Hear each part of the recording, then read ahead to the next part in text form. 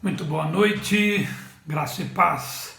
Hoje é o último dia da nossa aula de Pedro. Vamos passar o capítulo 3 inteiro hoje de segunda carta de Pedro. Que bom estar todos esses dias com vocês aqui. Eu quero agradecer desde já a presença de cada um e eu espero que as aulas tenham contribuído e mais essa contribuir também com suas vidas. Vamos orar pedindo a bênção e a direção de Deus. Senhor, nosso Deus, nosso Pai, obrigado por estarmos aqui mais uma vez. Obrigado pela vida de cada pessoa que tem assistido às aulas e que, ó Deus, a Tua palavra faça grande diferença em nossas vidas. Dá a Tua bênção sobre cada um e nos abençoe nesse tempo aqui também, em nome de Jesus. Amém. Bem, nossa aula vai ser um pouquinho mais curta hoje, porque nós temos, logo depois da aula, às 10 horas hoje, nós temos a live de oração lá no Instagram da nossa igreja, na IBBN Jundiaí, certo? Então vamos lá então começar a nossa aula?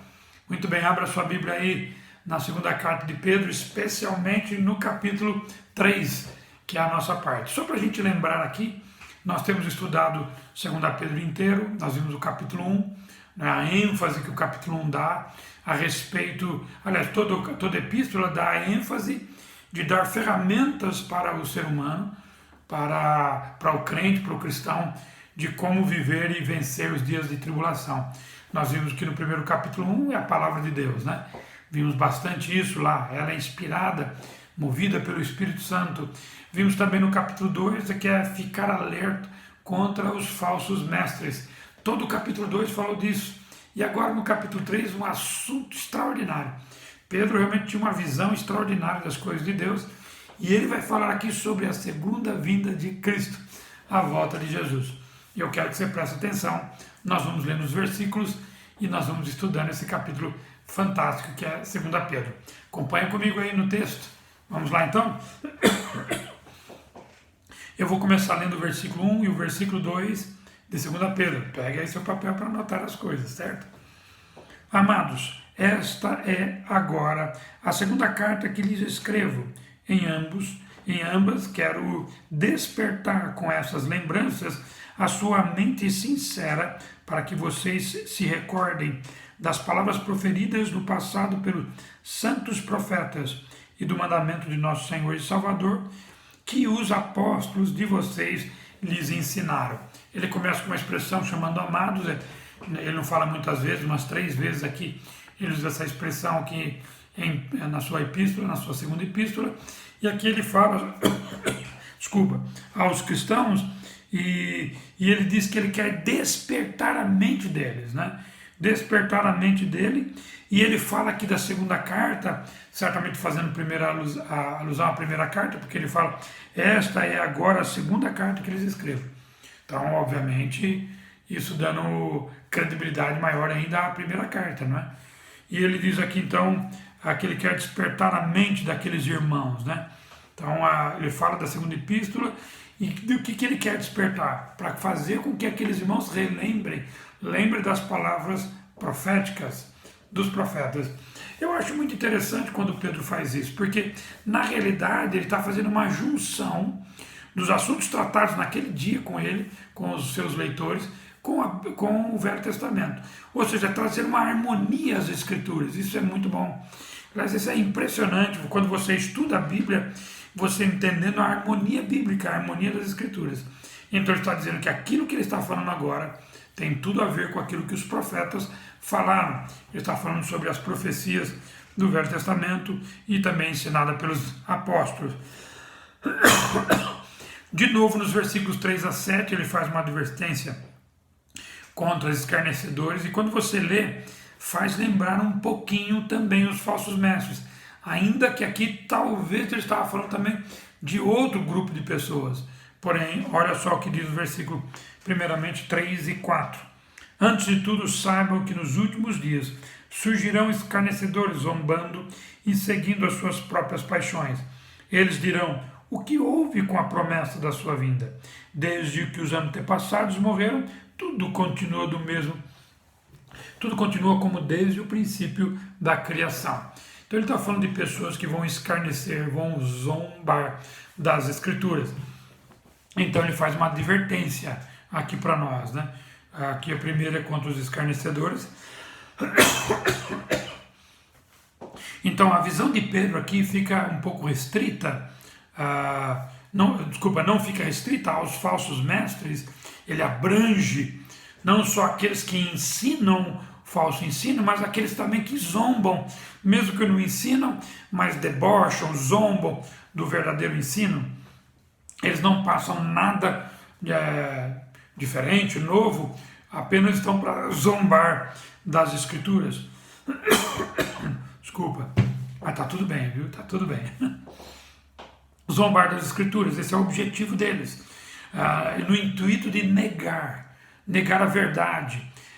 De novo, eles não estão ensinando como os falsos mestres que ensinam também coisas erradas, além de zombar. Aqui eles zombam da verdade da palavra, e aqui especificamente estão zombando do ensino cristão, que é desde os primórdios do cristianismo, não só dos primórdios, mas também do Velho Testamento, que fala sobre a vinda de Cristo, sobre a segunda vinda de Jesus.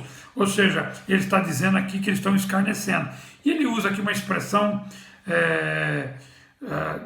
fazendo escárnio, né? Ele está dizendo assim: o que houve com a promessa da sua vinda? Cadê? Vocês não disseram que ele ia vir? Não está vindo. As coisas estão do mesmo jeito desde o princípio. Olha que afirmação. Nada mudou.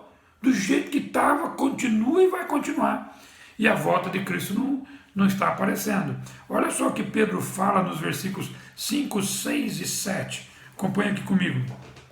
Mas eles deliberadamente se esquecem de que há muito tempo, pela palavra de Deus, existem céus e terra, esta formada da água e pela água. E pela água o mundo daquele tempo foi submerso e destruído. Pela mesma palavra, os céus e a terra que agora existem estão reservados para o fogo, guardados para o dia do juízo e para a destruição dos ímpios. Ele está combatendo a zombaria deles da mesma forma, usando argumentos semelhantes. Eles não falaram que as coisas continuam do mesmo jeito? Ele falou: não continua não. Vocês estão esquecendo o que ocorreu nos dias de Noé. Ele está dizendo que o mundo foi criado pela palavra de Deus, que estava envolta em água. É só você ver em Gênesis capítulo 1, né, que a terra era toda envolta em águas, né? Quem estudou cronológico comigo, ensino bíblico cronológico, sabe disso. A terra era toda envolta em águas, né? Quando Deus começa a criação, ele começa desse jeito, e depois ele fala, ele criou, mudou, e depois quando chega no dilúvio, ele está fazendo citação aqui do dilúvio, e agora a terra é inundada por água novamente, destruída por água. Ele está dizendo, da mesma forma vai acontecer, a terra está destinada à destruição, não pelo água, mas agora pelo fogo. Que ele está dizendo aqui no versículo 7, não é? Que nós lemos: pela mesma palavra, os céus e a terra, que agora existem, estão reservados para o fogo. Está falando do julgamento de Deus, para os dias finais. Então, o poder da palavra criou as coisas. Ocorreu o poder de Deus, inundou a terra nos dias de Noé. Então as coisas não estão do mesmo jeito e não vai continuar do mesmo jeito. A terra vai ser destruída pelo fogo, juízo de Deus, que ele está dizendo, e ele vai tratar desse assunto, né?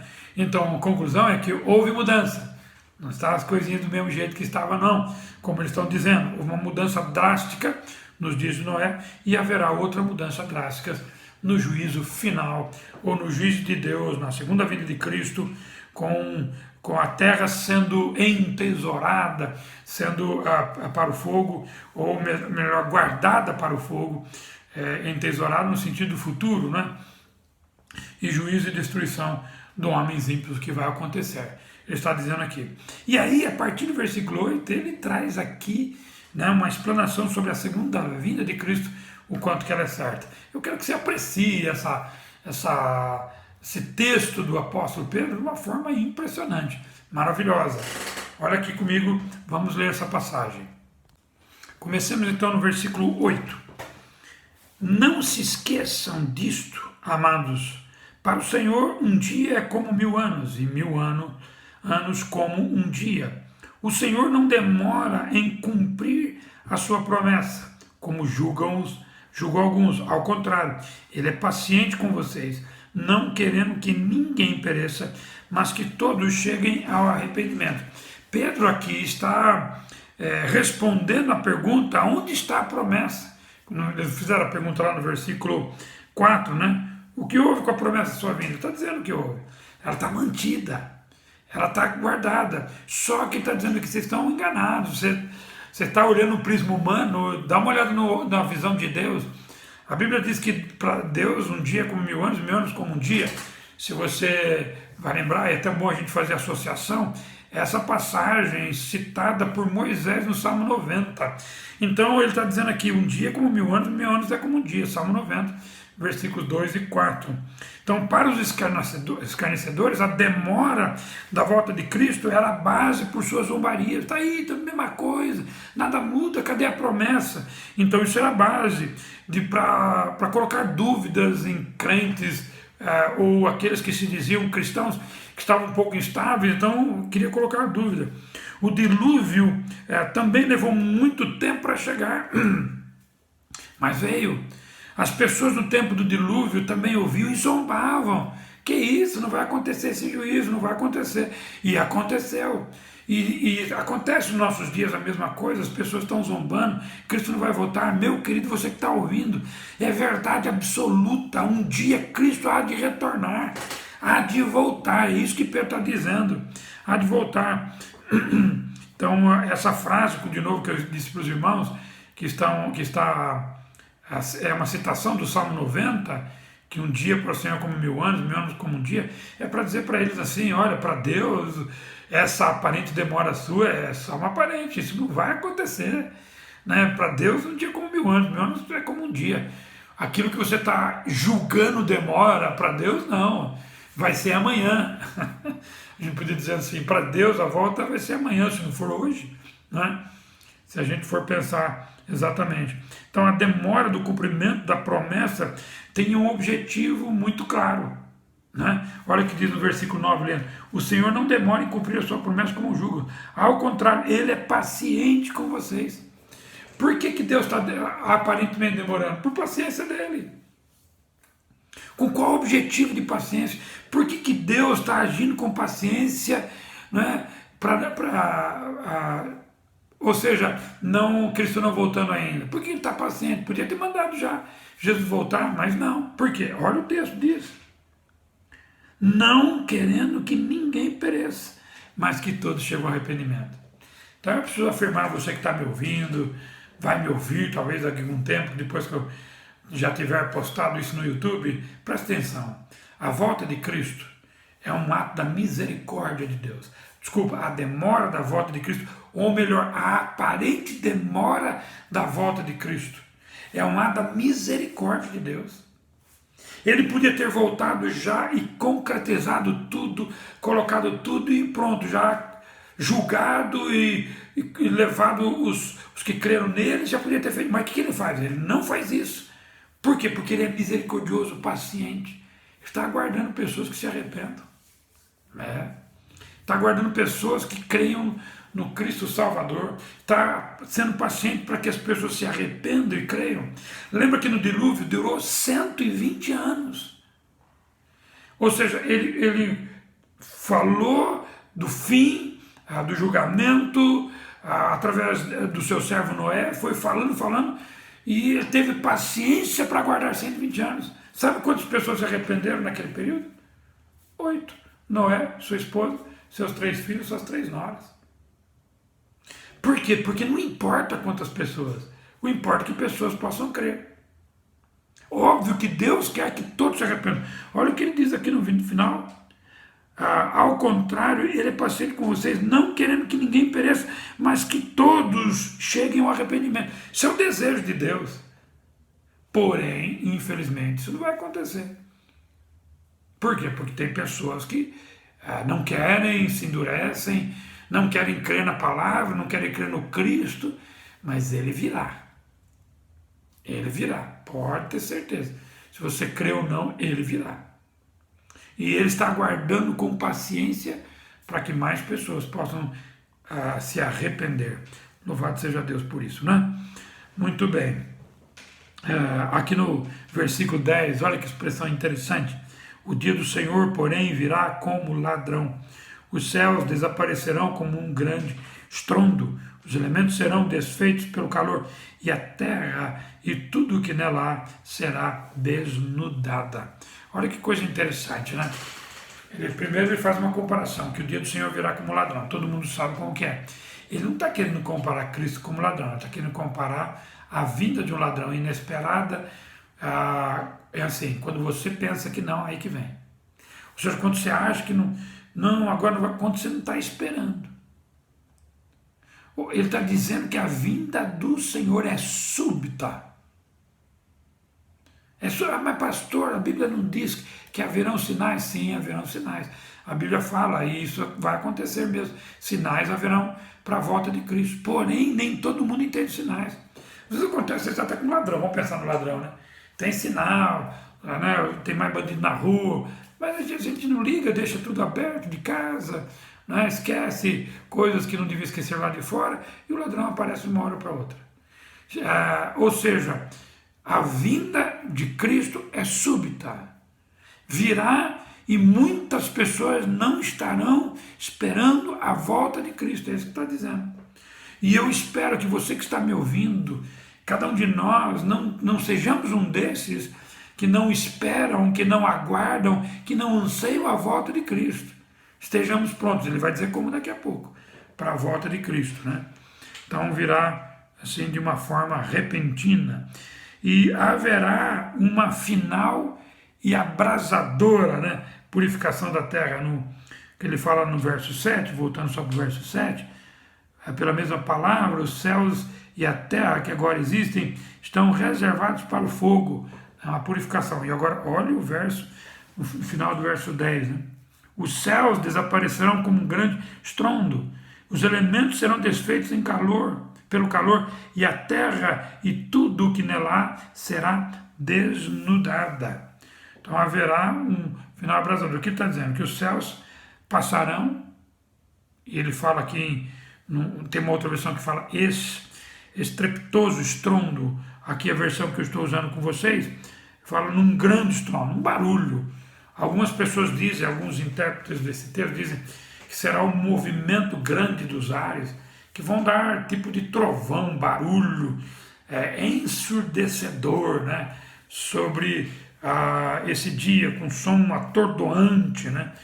Esse som será produzido, pode ser pelo esse movimento de ar ou não, mas é um sinal também. E ele fala também que os elementos se desfarão, né? Os elementos serão desfeitos pelo calor. Que elementos são esses? São elementos estelares, são elementos corpos celestes, é o sol, a lua, as estrelas, o ar, a água, o fogo, tudo vai ser, assim como ele diz aqui no texto, de uma forma bem clara, desfeitos pelo calor. Que coisa! E a terra e as obras serão atingidos aqui. A terra e os feitos humanos serão expostos ao julgamento. Quando ele fala aqui no final do versículo 10, e a terra e tudo que nela há, inclusive a gente, né? Seres, pessoas, quem estiver, né?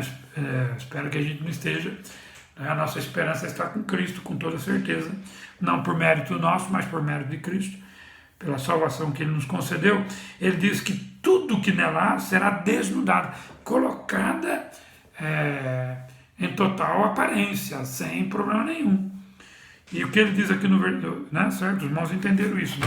Será desnudada, ou o termo aqui serão expostos totalmente com claridade e julgamento. Tudo o que fizeram, tudo que acontece, tudo que aconteceu, um julgamento, com todos os elementos de julgamento necessário. Ou seja, todas as coisas reveladas.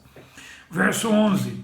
Visto que tudo será assim desfeito, que tipo de pessoas é necessário que vocês sejam? Que pergunta, não? Que tipo de pessoas é necessário que vocês sejam? Ele diz aqui, no versículo 11, vivam de maneira santa e piedosa. Que coisa! A destruição do céu e da terra deve servir de incentivo para aqueles crentes viverem uma vida santa, e para mim e para você. Lembra que eu disse? Segundo Pedro, quando Pedro escreve a segunda carta, ele quer dar ferramentas para passarem pelas lutas e tribulações. O primeiro capítulo, ênfase na palavra. A segunda, alerta aos falsos ensinos. E essa terceira carta aqui, ele está dizendo, aos falsos mestres, segundo capítulo, e esse terceiro capítulo aqui, ele fala sobre que nós devemos viver esses dias de luta, aguardando a segunda vinda de Cristo, tendo uma vida santa, procurando viver uma vida santa, como ele diz aqui no versículo 11, santa e piedosa. A palavra piedosa quer dizer igual a Deus, imitando a Cristo, sendo verdadeiros discípulos de Cristo, mesmo em momentos difíceis. Cabe muito aos nossos dias, sem dúvida, em qualquer época, especialmente para os fins dos tempos. Verso 12, esperando o dia de Deus e apressando a sua vinda, naquele dia os céus serão desfeitos pelo fogo e os elementos se derreterão pelo calor, repetindo o que ele disse no versículo 10, né? No versículo 12 aqui, o viver santo leva os crentes a esperarem e apressarem a vinda de Cristo no dia de Deus. É um viver santo, um viver piedoso. Nós estamos aguardando, esperando a vinda de Cristo. O julgamento, mais uma vez, aqui é visto em termos de fogo, que destrói, que vem tudo. E a palavra é muito propícia aqui. A destruição vai acontecer exatamente nesse dia, que é conhecido como o dia do Senhor.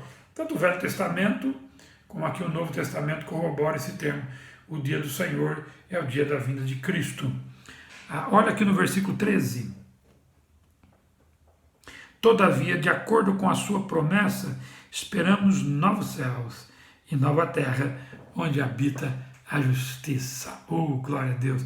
Esta é a esperança de nós cristãos, daqueles que confiam na graça de Cristo, daqueles que confiaram a sua vida em Jesus, sabendo que Ele é o único Salvador. Meus irmãos, olha o que diz aqui, e você que está me ouvindo, esperando o dia do Senhor, versículo, 12, 13, né? Dia do Senhor naquele dia, 13. Todavia, de acordo com a sua promessa, esperamos novos céus e nova terra, onde habita a justiça. Vai passar tudo, julgamento, mas nós esperamos novos céus e nova terra. Nós aguardamos essa promessa de novo para responder à zombaria daquelas pessoas que estavam dizendo que cadê a promessa? Vai acontecer. Essa é a nossa esperança. Esta promessa é de novos céus e nova terra. Apocalipse fala disso lá no capítulo 21. Isaías no capítulo 65 também fala uma concordância de Velho e Novo Testamento, né? Verso 14. Portanto, amados, enquanto esperam estas coisas, empenhem-se para serem encontrados por Ele em paz, imaculados e inculpáveis. Entendeu a exortação? Enquanto nós aguardamos a vinda de Cristo, enquanto nós aguardamos o julgamento, enquanto nós aguardamos novos céus e nova terra, o que ele diz aqui? Enquanto nós aguardamos isso, tem uma outra versão que fala, empenhai-vos. Aqui também fala, empenhem-se para serem encontrados, esforcem-se, dediquem-se, reflitam o caráter de Cristo, vivam o bom perfume de Cristo, exalem o bom perfume de Cristo, sejam representantes de Cristo, sejam verdadeiros discípulos de Cristo nesses dias, aguardando a vinda dele. Esta é a maneira que eu e você temos que viver esses dias. Se a luta é grande, é hora de a gente pensar mais ainda, é hora de a gente refletir Cristo mais ainda. Esta é a exortação para os dias finais e para os nossos dias também. Então, Pedro está reafirmando aqui que no versículo 2, que a paciência de Deus e não ter vindo ainda, não ter mandado seu filho, é por causa de mim e de você. Né? Por causa de mim e de você, por causa desta manifestação da paciência dele, e por causa de que ele espera que mais pessoas se arrependam. Lembra que nós falamos no versículo 9. Então a salvação está embutida nesta palavra, na questão de dizer Jesus não voltou ainda, porque ele está aguardando mais pessoas se arrependerem. Verso 15 e 16. Preste bem atenção o que diz nesses versos aqui. Olha só, verso 15 e 16. Tenham em mente que a paciência de nosso Senhor significa salvação, como também o nosso amado irmão Paulo lhes escreveu com a sabedoria que Deus lhe deu. Ele escreve de forma Da mesma forma em todas as cartas, falando nelas desses assuntos, suas cartas contêm algumas coisas difíceis de entender, as quais os ignorantes e instáveis torcem, como também o fazem com as demais escrituras, para a própria destruição deles. Pedro está aqui fazendo um alerta de novo, né? Ou uma lembrança que o fato de Cristo não ter voltado ainda é para a salvação. Lembra que ele disse lá no versículo 9 que a volta de Cristo não aconteceu por paciência de Deus, esperando que alguns se arrependam. Então ele afirma aqui no versículo 15, né? Tendo em mente que a paciência de nosso Senhor significa a salvação. Por que Jesus não voltou ainda? Você pode afirmar, ele não voltou porque ele aguarda mais pessoas se arrependerem para a salvação. Olha que coisa maravilhosa, né? Por isso que ele não voltou. E depois ele cita aqui o irmão Paulo, né? Está dizendo que ele escreveu as mesmas coisas sempre nas cartas, falando sobre a volta de Cristo. Você pode encontrar, especialmente 1 e 2 Tessalonicenses, mas em várias outras cartas, Paulo fala da vinda de Cristo, e ele fala que ele escreveu as mesmas coisas. Ele fala a verdade, que Paulo escreveu algumas coisas difíceis, né? Que ele usa aqui numa outra versão, fala ignorantes e instáveis. Aqui no versículo 15, na NVI fala, deixa eu ver aqui, verso 16, desculpa, ele escreve as mesmas coisas, né? Nas cartas, suas cartas contêm algumas coisas difíceis de entender, as quais os ignorantes e instáveis. Ou seja, pessoas que provavelmente aqueles cristãos que ele já citou no capítulo 2, né, que eram facilmente envolvidos pelos falsos mestres, né? Está dizendo que, mas Paulo escreve as mesmas coisas, não mudam, né? E ele espera que as pessoas escutem o que ele está dizendo, e Pedro também espera que eles escutem o que ele está dizendo, alguns tentando torcer o que Paulo escreveu e alguns tentando torcer o que Pedro escreveu agora também, a mesma coisa. Então Pedro menciona aqui Paulo nos seus escritos, provavelmente ele conhecia as cartas, os escritos de Paulo, né?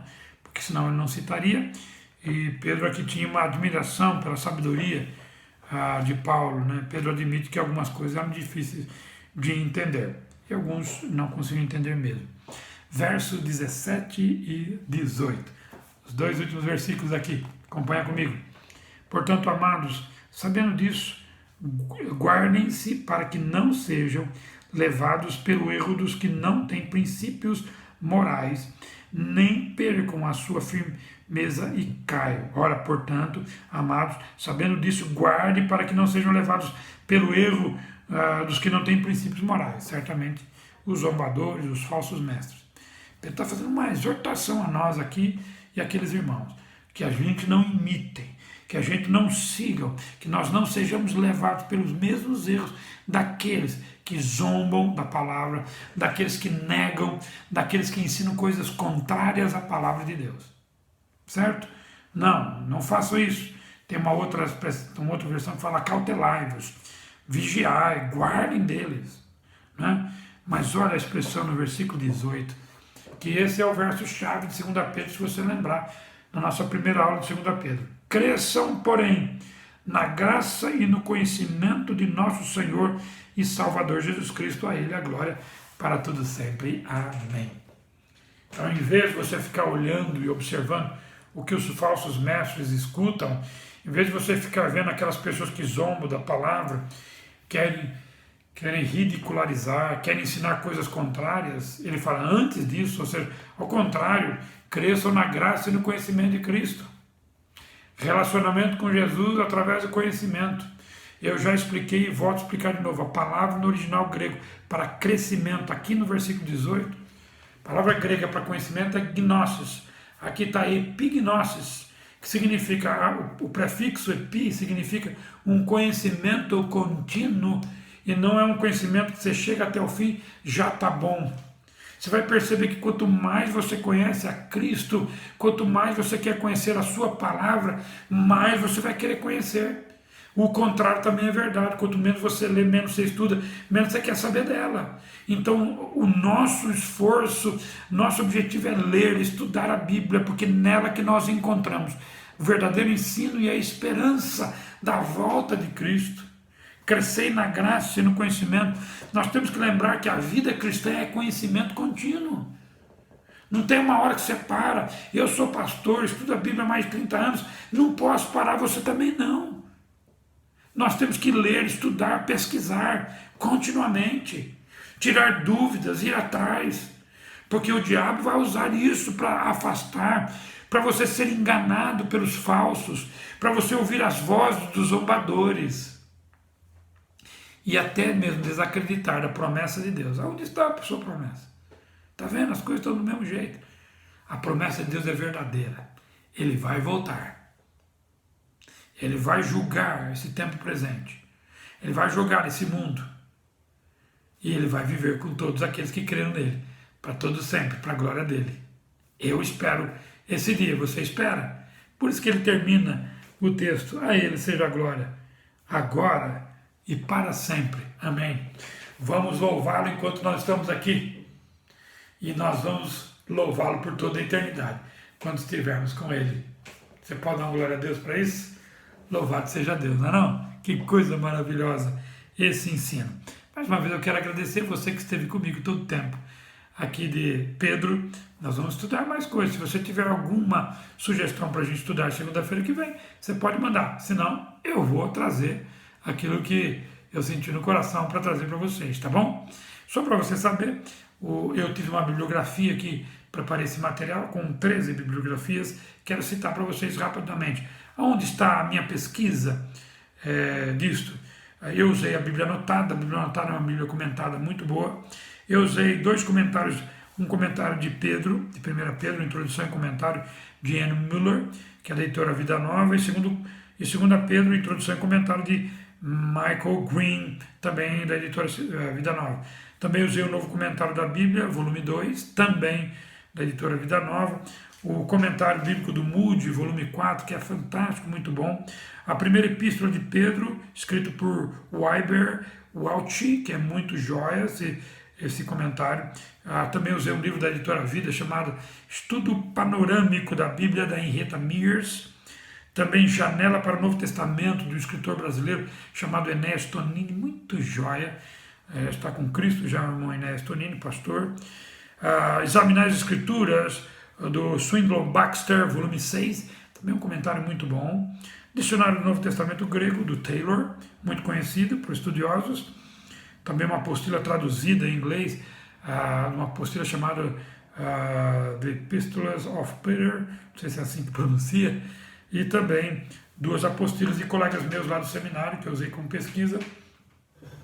Apostila de 1 e 2 Pedro, do professor e pastor Luiz Silva, e também a apostila de 1 Pedro, do professor e pastor Pércio Coutinho. São as minhas fontes de pesquisa, tá bom? Muito obrigado, Deus abençoe vocês, um beijo no coração. Daqui a pouco a gente tem a live, quem quiser participar com a gente. Um beijo para todos, fiquem com Deus. Até segunda-feira que vem, nós vamos estudar mais a Bíblia, aqui, às 9 horas, aqui nesse canal do YouTube, certo? Tchau, Deus abençoe. Aliás, antes de terminar, vamos orar, né? Agradecer. Estava até terminando sem orar para agradecer esse tempo de estudo. Senhor, muito obrigado pelo tempo que nós tivemos estudando a Tua palavra em 2 Pedro. Mais uma vez eu peço que ela possa produzir no coração dos meus irmãos, ó Deus, realmente um desejo de Te buscar mais e Te conhecer mais. Muito obrigado por tudo, em nome de Jesus. Amém.